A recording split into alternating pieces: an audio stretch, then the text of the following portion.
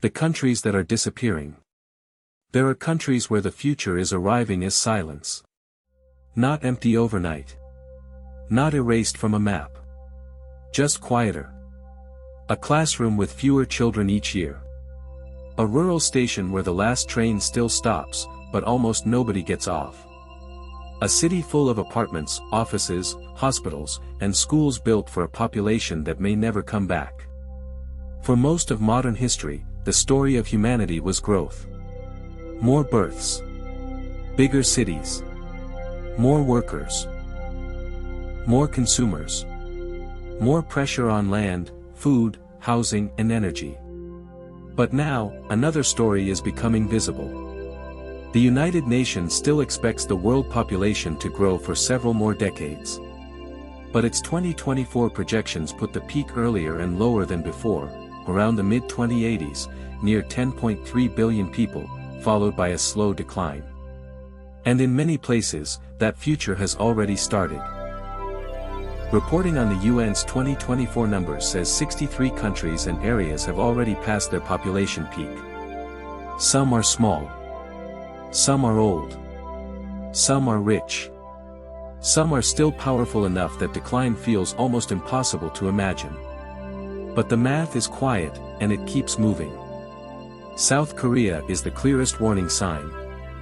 In 2023, its fertility rate fell to 0.72 children per woman. In 2024, births rose slightly and the rate moved to 0.75. That rebound matters. But it is still far below the level needed to keep a population stable without immigration. This is not because people forgot how to have children. It is because the path to family formation became narrow. Housing is expensive. Education is brutally competitive. Work is demanding. Marriage is delayed.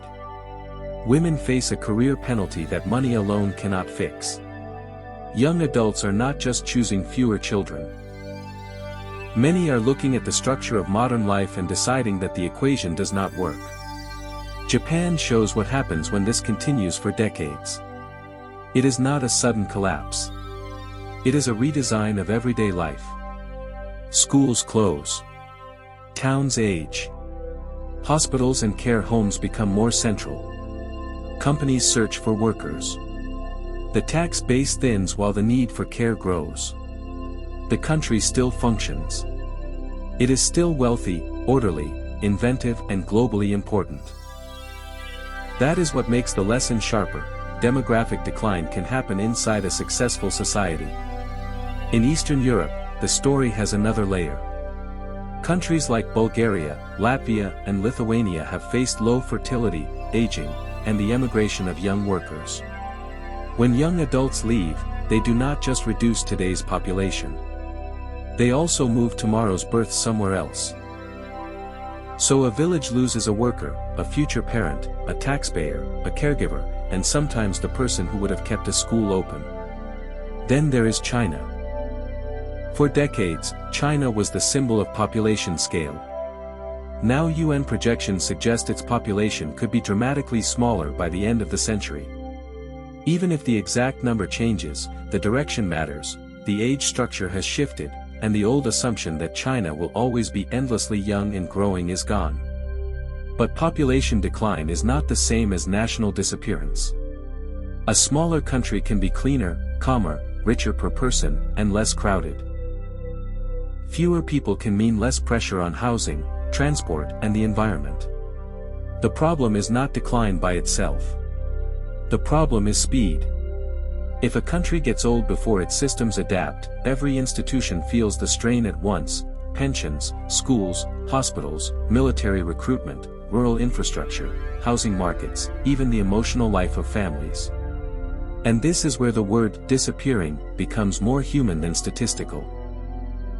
A country disappears a little when a town has no children left. It disappears when a family line ends because nobody felt secure enough to start one. It disappears when young people leave not because they hate home, but because home no longer offers a future. Governments are trying to respond. Cash bonuses. Childcare. Housing support. Immigration. Automation. Later retirement. Friendlier cities. Shorter work weeks. More support for mothers and fathers. Some of this may help. But the countries that have tried hardest have learned a difficult lesson: birth rates are not buttons.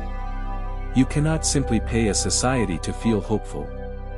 The deeper question is whether modern countries can make adulthood feel possible again. Can people afford a home? Can they raise children without sacrificing one parent's entire future? Can work leave room for care? Can cities become places to live, not just places to survive? The countries that are disappearing are not only warnings about birth rates. They are warnings about the cost of modern life. Because a country does not disappear when its population falls. It disappears when the next generation can no longer imagine a life there.